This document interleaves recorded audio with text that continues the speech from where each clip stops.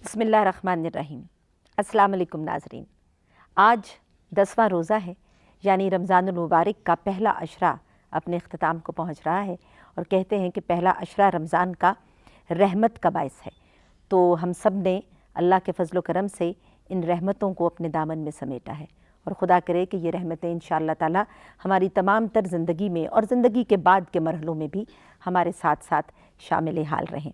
हमारी भी पूरी कोशिश रही कि हम अपने इस प्रोग्राम के तवस्सुल से ज़िक्र नबियों का हमारा ये प्रोग्राम है और इन नेक हस्तियों के ज़िक्र के तवस्सुल से हम भी ज़्यादा से ज़्यादा रहमतें परवरदिगार की और ज़्यादा से ज़्यादा क़ुर्ब परवरदिगार का हासिल कर सकें। तो बच्चों, हज़रत इब्राहीम अलैहिस्सलाम और हज़रत इस्माईल अलैहिस्सलाम का ज़िक्र हम कर रहे हैं और ये मेरा ख़याल है 3-4 प्रोग्राम्स हो चुके हैं कि ये ज़िक्र जो है ये जारी है। और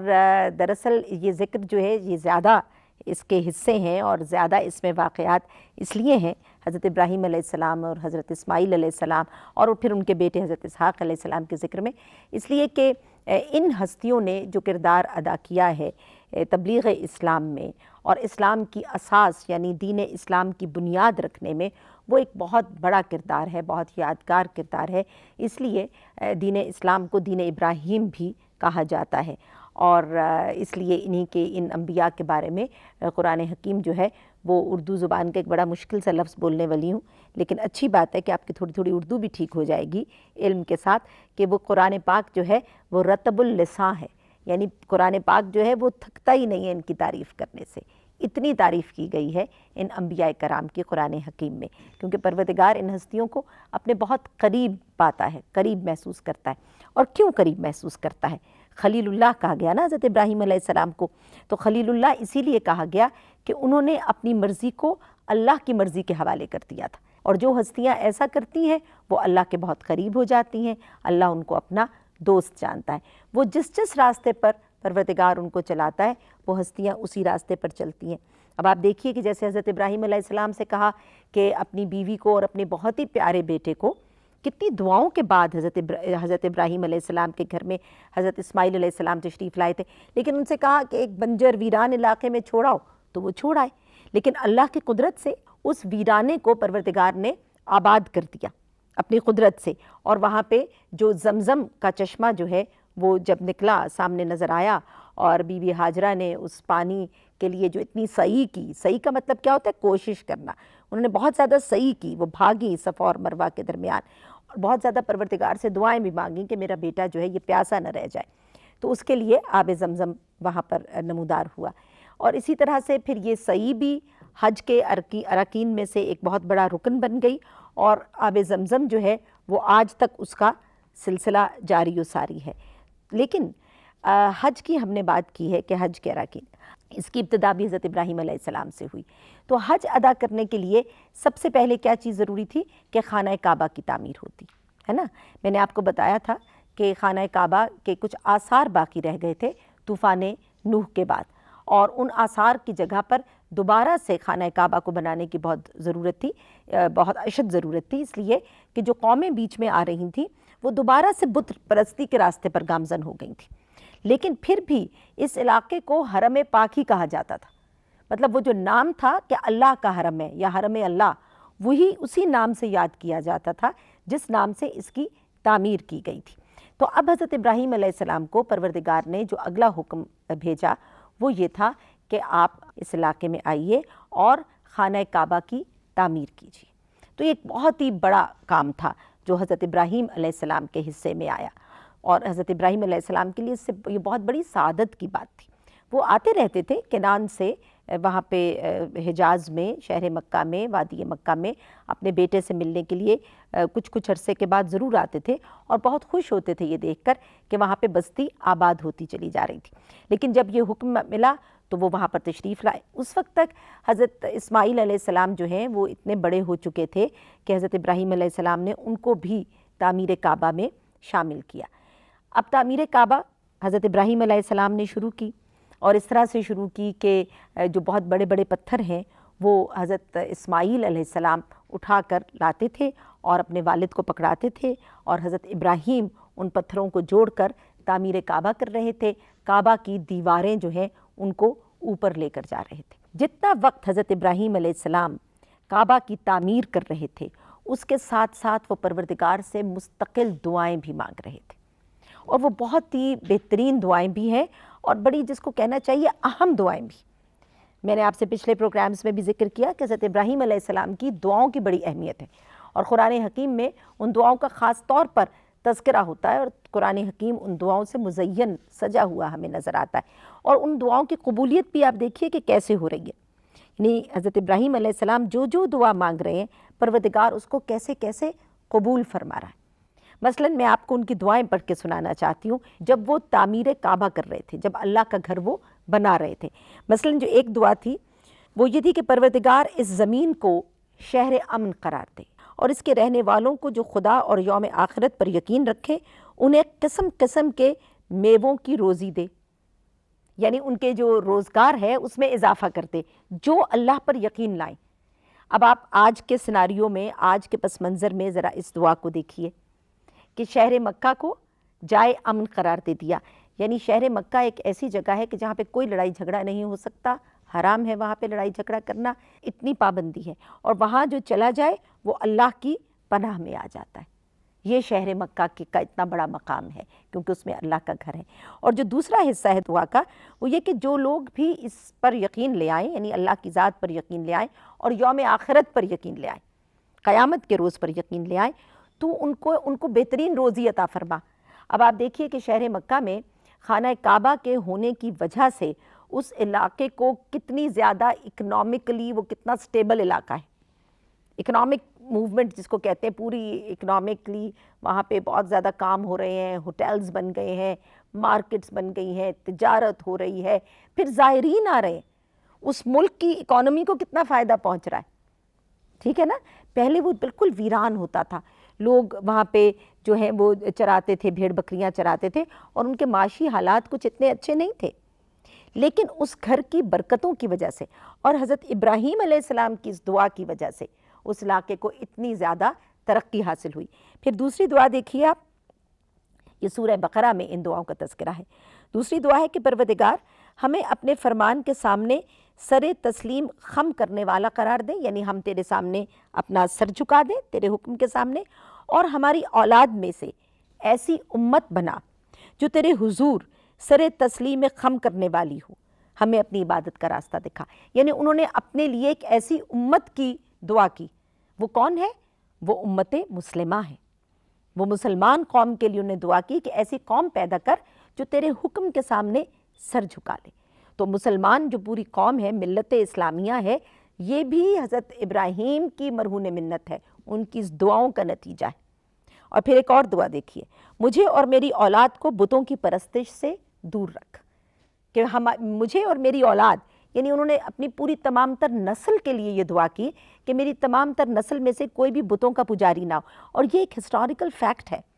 کہ حضرت ابراہیم علیہ السلام ایک ایسے نبی خدا ہیں، ایک ایسے پیغمبر خدا ہیں جن کو بیٹے بھی دیے تو پیغمبر دیے، پھر ان بیٹوں کی نسل میں پیغمبری عطا فرمائی، نبوت کا اور رسالت کا سلسلہ عطا فرمایا، امامت کا سلسلہ عطا فرمایا، اور کوئی شخص بھی ان کی نسل میں سے ایسا نہیں تھا جو بت پرست ہو۔ سب کے سب ان کی پوری اولاد اور ان کی اولادوں کی اولاد میں سے جو ہیں ان کو یہ شرف حاصل ہوا کہ وہ اہل ایمان پیدا ہوئے۔ اس کے بعد ایک اور دعا دیکھیے جو کہ بہت ہی امپورٹنٹ دعا ہے، وہ یہ تھی کہ پروردگار ان کے یعنی شہر مکہ والوں کے درمیان انہی میں سے ایک نبی مبعوث فرما۔ اب دعا یہ کی کہ مکہ کے رہنے والے لوگوں کے بیچ میں سے ایک نبی عطا فرما، ایک نبی مبعوث فرما، جو انہیں تیری آیات پڑھ کر سنائے، یعنی کلام الہی پڑھ کر سنائے،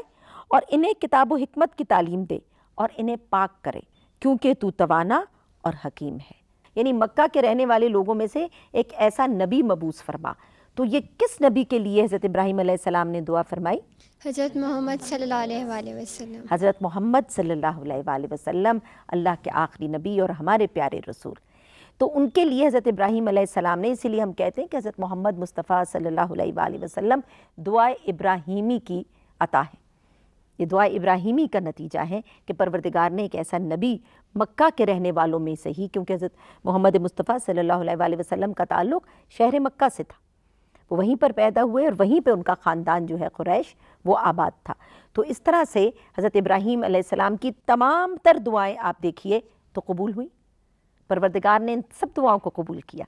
ٹھیک ہے نا، تو اتنے برگزیدہ نبی. اچھا، اب جب وہ تعمیر کر رہے تھے اس کی دیواروں کی، خانہ کعبہ کی، تو وہ مرحلہ آیا کہ جہاں پہ حجر اسود نصب کرنا تھا. آپ کو پتہ ہے نا، حجر اسود پاک پتھر ہے، جنت کا پتھر ہے جو وہاں پر لایا گیا تھا، اور پہلے بھی حضرت جبرائیل علیہ السلام لائے تھے اور حضرت آدم علیہ السلام نے اس کو وہاں پر نصب کیا تھا. لیکن جب طوفان نوح آیا، پروردگار نے اس پتھر کو محفوظ کر لیا تھا، اور وہ جا کر ایک پہاڑ تھا، اور اس پہاڑ کو کہتے ہیں ابو قبیس. اس پہاڑ پر اس پتھر کو رکھ دیا گیا. ایک یہ روایت ہے، اور دوسری روایت یہ ہے کہ اس پتھر کو واپس جنت میں لے جا کر محفوظ کر دیا گیا تھا. اب جب یہ فائنلی اور ہمیشہ کے لیے تعمیر خانہ کعبہ ہو رہی تھی، تو پھر جناب جبرائیل علیہ السلام تشریف لائے، اور انہوں نے حضرت ابراہیم علیہ السلام کو وہ جگہ بتائی اور جہاں پہ حجر اسود نصب کرنا تھا، اور پھر اس پتھر کو وہاں پر حضرت ابراہیم علیہ السلام نے اپنے دست مبارک سے اس کو وہاں پر نصب کیا.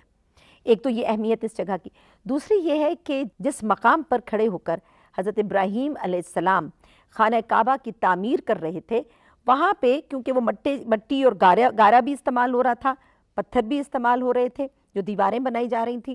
تو وہ مٹی اور گارا کی جو جگہ تھی اس کے اوپر جناب ابراہیم علیہ السلام کے جو قدم ہیں، پیروں کے نشان ہیں، وہ بھی ثبت ہو رہے تھے، وہ رکھے جا رہے تھے. تو اس جگہ کی اتنا بڑا مقام پروردگار نے اس جگہ کو عطا فرمایا کہ یہ کہا کہ حضرت ابراہیم علیہ السلام کے قدموں کی جگہ ایک مصلی ہے، مصلی کی جائے نماز ہے، یہاں پہ نماز ادا کی. اس لیے جب ہم حج کے لیے اور عمرہ کے لیے بھی جاتے ہیں تو جب طواف کعبہ کر لیتے ہیں تو پھر آ کر وہاں پر ہم نماز ادا کرتے ہیں مقام ابراہیم. اس جگہ کو ابھی بھی مقام ابراہیم کہتے ہیں، اور وہاں پہ ایک بہت خوبصورت جالی کے اندر وہ جو قدم ہیں جناب ابراہیم علیہ السلام کے، وہ ہمیں نظر آتے ہیں، اور ان کو باقاعدہ ایسے وہاں پہ سجا دیا گیا ہے، اور لوگ اس کی زیارت کرتے ہیں، اور اس کے پیچھے کھڑے ہو کر، اس مقام سے پیچھے کھڑے ہو کر نماز ادا کی جاتی ہے، جو کہ ضروری چیز ہے. طواف کرنے کے بعد آپ وہاں پہ وہ نماز ادا کرتے ہیں. تو یہ ایک بڑا امپورٹنٹ رکن بھی بن گیا حج کا. کتنا بڑا مقام ہے. یہاں سے آپ جو حضرت ابراہیم علیہ السلام کا مقام اور مرتبہ ہے اس کا اندازہ کیجئے کہ ان کے قدم مبارک جو ہیں اس جگہ کو پروردگار نے ایک مصلی قرار دے دیا. اور اس طرح سے یہ تعمیر کعبہ ہوئی، اور اس زمانے میں جو اس کی چھت ڈالی گئی، اس کے بعد جو ابھی ہم خانہ کعبہ دیکھتے ہیں، تو پھر سعادت نصیب ہوئی بہت ساری اور ہستیوں کو کہ انہوں نے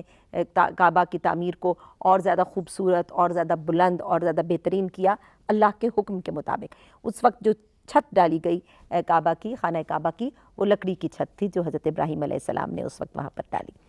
اور اس طرح سے حضرت اسماعیل علیہ السلام کو ایک ایک قدم پر انہوں نے تعلیم بھی دی، اس لیے کہ حضرت اسماعیل علیہ السلام جو ہیں وہ شہر مکہ سے، یعنی مکہ کے علاقے سے کہیں باہر نہیں نکلے. جیسے حضرت ابراہیم علیہ السلام مختلف ملکوں میں گئے، مختلف علاقوں میں گئے تبلیغ کے لیے، لیکن حضرت اسماعیل علیہ السلام جو ہیں وہ وہیں پر رہے، اور انہوں نے اسی خانہ کعبہ کی ہی خدمت کی، اور وہاں پر آنے والے زائرین کی خدمت کی. اور جب یہ مرحلہ ہو گیا طے اور خانہ کعبہ تعمیر ہو گیا، تو پھر حضرت ابراہیم علیہ السلام کو پروردگار نے حکم دیا کہ وہ اس کا طواف بجا لائیں، اور پھر حضرت ابراہیم اور حضرت اسماعیل علیہ السلام نے وہاں پہ خانہ کعبہ کا طواف کیا. یہ تمام ہدایات دینے کے لیے ان کے ساتھ ساتھ اللہ کے برگزیدہ فرشتے روح الامین حضرت جبرائیل جو ہیں وہ ساتھ ساتھ ان کے شامل تھے. یہاں تک کہ جو خانہ کعبہ کی جو حدود بتائی نا کہ یہ جگہ ہے، آثار تو تھے لیکن ٹوٹے پھوٹے آثار تھے نا طوفان نوح کے بعد، تو وہ صحیح جگہ کا تعین کیا کہ ہاں جی یہاں پہ بنائیے، یہ سب بھی حضرت جبرائیل نے کیا، اور انہوں نے وہ جگہ بتائی حضرت ابراہیم علیہ السلام کو، اور پھر ان کی معاونت بھی کی تعمیر کے اندر، حجر اسود لگانے میں بھی کی، اور پھر اس کے بعد حج کے جو جتنے ارکان ہیں کہ حج کیسے ادا ہونا ہے، جو اب ہمیں جس طرح سے پتہ چلے ہیں، اور پھر رسول خدا صلی اللہ علیہ وآلہ وسلم کے زمانے میں اور ان کی بعثت کے بعد اس کی مزید تفصیلات ہمیں پتہ چلیں، اور پھر رسول پاک صلی اللہ علیہ وسلم نے جب اپنا حج ادا کیا تو پھر انہوں نے امت مسلمہ کو کر کے دکھایا، ان کے سامنے ایک مظاہرہ پیش کیا حج کرنے کا. تو حضرت جبرائیل نے حضرت ابراہیم علیہ السلام کو جتنے ارکان تھے حج کے وہ سمجھائے اور بتائے کہ کس طرح سے آنا ہے، کہاں سے طواف شروع کرنا ہے، کیسے حجر اسود کا بوسہ لینا ہے، اور پھر کیسے نماز ادا کرنی ہے، پھر کیسے سعی کرنی ہے، ٹھیک ہے نا، صفا اور مروہ کے درمیان جو سعی کا سلسلہ ہے، جو کہ بی بی ہاجرہ کی بنیادی طور پر سنت ہے جس پر کہ ہم عمل کرتے ہیں۔ اور پھر پروردگار کا یہ حکم بھی ہوا کہ اب آپ تمام تر قوم کو، جتنے بھی اہل ایمان دنیا میں بکھرے ہوئے ہیں، ان کو جہاں جہاں بھی تبلیغ آپ نے کی ہے، حضرت ابراہیم علیہ السلام کو یہ حکم ہوا، ان کو آواز دیجئے اور بلائیے کہ حج کے بارے میں بتائیے، اور بتائیے کہ یہ ایک فرض ہے پروردگار کا اور اس کو ادا کرنا ہے۔ اب حضرت ابراہیم علیہ السلام نے کہا کہ میں اتنی اونچی آواز میں کیسے یہ آواز دوں گا، میں اگر یہاں کھڑے ہو کر دوں گا تو یہ آواز کیسے لوگوں تک پہنچے گی اور کیسے لوگ آئیں گے؟ تو اللہ تعالیٰ نے جواب میں یہ حکم فرمایا کہ آپ آواز دیجئے، لوگوں تک پہنچانا اس میسج کو میرا کام ہے، میں اپنی حکمت سے، اپنی قدرت سے یہ آواز ہر اہل ایمان کے کانوں میں یہ آواز پہنچے گی، اور لوگ جو ہیں وہ پھر پہنچیں گے اور حج ادا کریں گے۔ تو پھر اسی مقام ابراہیم پر کھڑے ہو کر حضرت ابراہیم علیہ السلام نے لوگوں کو آواز دی کہ اے لوگو، اے ایمان والو، آؤ اور اپنے رب کے گھر کا حج ادا کرو، طواف ادا کرو کہ یہ تم پر فرض کر دیا گیا۔ یہ آواز لوگوں کے کانوں تک پہنچی، اور پھر لوگ جو ہیں وہ مختلف سواریاں لے کر، کچھ بڑی بڑی، کچھ چھوٹی، کچھ پیدل سفر کرتے ہوئے، چوک در چوک جوش و خروش سے لوگ اللہ کے گھر کی طرف متوجہ ہوئے اور اللہ کے گھر کی طرف آنے لگے، اور اس طرح سے یہ جو حج کا سلسلہ ہے یہ شروع ہوا۔ لیکن حج کا ایک بڑا امپورٹنٹ رکن اور ہے، اور اس کے بارے میں ابھی بات نہیں کریں گے، اور وہ جو اللہ کا حکم ہے وہ حضرت ابراہیم علیہ السلام اور حضرت اسماعیل علیہ السلام کی تمام تر جو ان کی زندگی ہے، ان کی سوانح ہے، اس میں سب سے اہم واقعہ وہ ہے، اور تاریخ اسلام کے لیے بھی اس واقعے کی بہت ساری ڈائمنشنز ہیں، بہت سارے رخ ہیں، اور اس کے اندر بہت سارے پیغام چھپے ہوئے ہیں، لیکن اس کی بات ہم کل کریں گے، اپنی اگلی کہانی میں کریں گے۔ آپ یہ بتائیے کہ آپ کے دماغ میں کیا آ رہا ہے؟ اتنی دیر سے تو میں اکیلے بول رہی ہوں، اب آپ بھی تو کچھ بتائیں نا، آپ کیا سوچ رہے ہیں؟ ہاں جی بیٹا، آپ بتائیے۔ حضرت اسماعیل علیہ السلام مکہ سے کیوں نہیں باہر جاتے تھے؟ ہاں، بہت امپورٹنٹ کویسچن ہے بیٹا آپ کا، کہ حضرت اسماعیل علیہ السلام جو ہے وہ انہوں نے اپنا تمام تر وقت جو ہے وہ صرف مکہ میں ہی کیوں گزارا، جبکہ باقی انبیاء جو ہیں انہوں نے بہت لمبے لمبے سفر کیے ہیں، بہت لمبے لمبے سفر کیے ہیں۔ حضرت ابراہیم علیہ السلام نے خود بھی کتنے ہی ملکوں تک وہ جاتے رہے تبلیغ کے لیے۔ اس کی وجہ یہ ہے کہ شہر مکہ جو ہے اس کو پروردگار نے مرکز بنا دیا تھا اس حج کی وجہ سے، تمام تر اہل ایمان کے آنے کے لیے مرکز بن گیا۔ اچھا، اب جب حج کے لیے مرکز بنا تو تجارت کا مرکز بھی بن گیا، اب بہت سارے تاجروں کے قافلے بھی وہاں پر آتے تھے، جو میں نے آپ کو بتایا تھا، میرا خیال ہے کل میں نے آپ کو یہ بات بتائی تھی کہ حضرت ابراہیم علیہ السلام نے بھی بہت سارے قافلوں کے ذریعے اپنی تبلیغ کی تھی، بتایا تھا نا میں نے۔ تو حضرت اسماعیل علیہ السلام کو حجاز میں یعنی شہر مکہ میں رکھا، ایک تو اس کی حفاظت کے لیے، ایک زائرین کی خدمت کرنے کے لیے، کہ جو حجاج آئیں ان کی خدمت کرنے کے لیے، ان کو اسلام کی صحیح تبلیغ کرنے کے لیے، کہ اسلام کا صحیح پیغام پہنچے جو حجاج آئیں۔ اس کے علاوہ جو دوسرے قافلے آئیں، تاجر آئیں، کیونکہ جہاں پہ لوگ ہوتے ہیں وہاں پہ لوگ چیزیں بیچنے کے لیے آ جاتے ہیں، مارکیٹ لگ جاتی ہے نا، ایسا ہی ہوتا ہے۔ تو اب جب یہاں پہ اتنے لوگ آ رہے تھے، حج کرنے کے لیے آ رہے تھے، تو بزنس بھی شروع ہو گیا تھا، تجارت بھی شروع ہو گئی تھی، مختلف چیزوں کی منڈیاں لگتی تھیں، بازار لگتے تھے، تو اس کی وجہ سے بہت زیادہ لوگوں کا مجمع ہوتا تھا۔ تو حضرت اسماعیل علیہ السلام مستقل اس مجمع میں ان تاجروں کے ساتھ ان قافلوں میں اللہ کا پیغام پھیلاتے تھے، اس لیے ان کو مکہ تک محدود رکھا۔ اور کوئی سوال بیٹا؟ جی آپ پوچھیے۔ آپ نے صحیح کا مطلب بتایا تو ہے، لیکن مجھے صحیح سمجھ میں نہیں آیا۔ صحیح کا مطلب جو صحیح کی تھی بی بی ہاجرہ نے، اور یہ صحیح جو ہے یہ ہمارے حج کا ایک بہت بڑا عمل ہے، ایک بہت بڑا رکن بن گئی۔ بیٹے صحیح کا لفظی مطلب جو ہے وہ تو کوشش ہے، کسی چیز کے لیے صحیح کرنا، کسی چیز کے لیے کوشش کرنا، لیکن خاص طور پر اگر آپ کو اس پس منظر میں آپ دیکھیں کہ جو بی بی ہاجرہ کا عمل تھا تو وہ دوڑنا، یعنی بھاگ بھاگ کے کوشش کرنا۔ بی بی ہاجرہ کس چیز کے لیے کوشش کر رہی تھی؟ پانی ڈھونڈ رہی تھی اپنے بیٹے کے لیے، جناب اسماعیل کے لیے وہ پانی ڈھونڈ رہی تھی۔ تو اس کو صحیح لفظ کو، یعنی جو لفظی مطلب ہے کوشش کرنا، اسی لفظ کو ارکان میں شامل کر دیا گیا، ایک رکن بنا دیا گیا حج کا، اور ہم بھی جیسے طواف ایک رکن ہے، اسی طرح سے سعی بھی ایک رکن بن گیا. اور جب ہم سعی کرتے ہیں نا تو حکم بھی ہے، اور سائیکلوجیکلی بھی یہی ہوتا ہے کہ جب آپ جاتے ہیں تو آپ بی بی ہاجرہ پر سلام پیش کر رہے ہوتے ہیں، آپ حضرت اسماعیل علیہ السلام پر سلام پیش کر رہے ہوتے ہیں، اور آپ جب بھاگتے ہیں نا تو بڑی دقت ہوتی ہے، بڑی ایفرٹ چاہیے، اور اس میں انسان تھکتا بھی ہے، بہت تھکتا ہے، لیکن جتنا تھکتا ہے، جتنی ایفرٹ کرتا ہے، اتنا اس کو اللہ تعالیٰ یاد آتا ہے، اور وہ اللہ سے دعائیں بھی مانگتا ہے، اپنی بخشش کی دعائیں مانگتا ہے، اپنے گناہوں کی معافی کی دعائیں مانگتا ہے، اور بھی جتنی اس کی حاجتیں ہوتی ہیں وہ مانگتا ہے. لیکن جب وہ اللہ کے راستے میں بھاگ رہا ہوتا ہے نا، خدا کی یاد میں وہ صحیح کر رہا ہوتا ہے، تو وہ ساری کی ساری کوشش اس کے نیک اعمال میں ایڈ ہو رہی ہوتی ہے. یہ اس کا پورا جو مقصد ہے صحیح کا وہ یہ ہے. میرا کوشچن یہ کہ حضرت ابراہیم کو کس پیغمبر کے بعد نبوت ملی؟ ہاں بیٹا، نبوت کا سلسلہ یہ ہے کہ پروردگار جو ہے وہ گاہے بگاہے اپنے انبیاء، جیسے 1,24,000 انبیاء ہیں جو اللہ تعالیٰ نے مبعوث فرمائے، اس دنیا میں بھیجے لوگوں کو سیدھے راستے پر چلانے کے لیے. تو اس طرح سے تو کئی انبیاء آئے ہیں، اور بہت سارے انبیاء کا ذکر قرآن میں ملتا ہے، کئی جگہ پر ہمیں ذکر نہیں ملتا، صرف قوموں کا نام ملتا ہے. لیکن جو ہمیں حوالہ ملتا ہے اس کے لحاظ سے حضرت ابراہیم علیہ السلام سے پہلے جن 2 انبیاء کا یکے بعد دیگرے تقریباً ساتھ ہمیں ذکر ملتا ہے، وہ حضرت ہود اور حضرت صالح ہیں، جن کی ابھی ہم نے کہانی آپ کو نہیں سنائی، موقع ملے گا تو ہم ضرور سنائیں گے. لیکن حضرت ہود اور حضرت صالح یہ کنٹمپریریز تھے، یہ تقریباً ایک ہی وقت میں، جیسے حضرت ابراہیم اور حضرت لوط علیہ السلام کا ہم نے ذکر کیا نا کہ یہ ساتھ تھے، ایک ہی وقت میں تھے. اسی طرح سے جناب ہود اور جناب صالح، اور ان کی قبروں کے نشان بھی تاریخ میں ہمیں نظر آتے ہیں، اس وقت بھی موجود ہیں. عراق میں ایک شہر ہے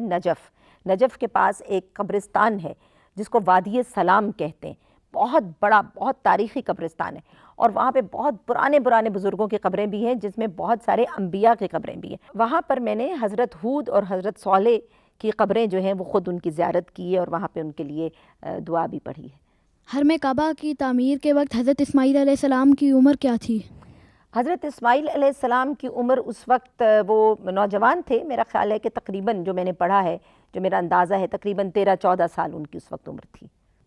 ہاں جی، تو یہ ذکر ہمارا اتنا خوبصورت ہے کہ جی چاہتا ہے کہ وقت جو ہے وہ کبھی سمٹے ہی نہیں، اور یہ ذکر چلتا رہے، اور اسی لیے ہم نے چاہا کہ اس مبارک مہینے میں اس ذکر کو آپ تک پہنچائیں، اور آپ اور ہم مل کر اس سے فیض حاصل کر سکیں. آج کی کہانی ہم یہیں پر ختم کرتے ہیں، کل آپ سے دوبارہ ملاقات ہوگی. اس وقت ہمیں اجازت دیجیے. اللہ حافظ.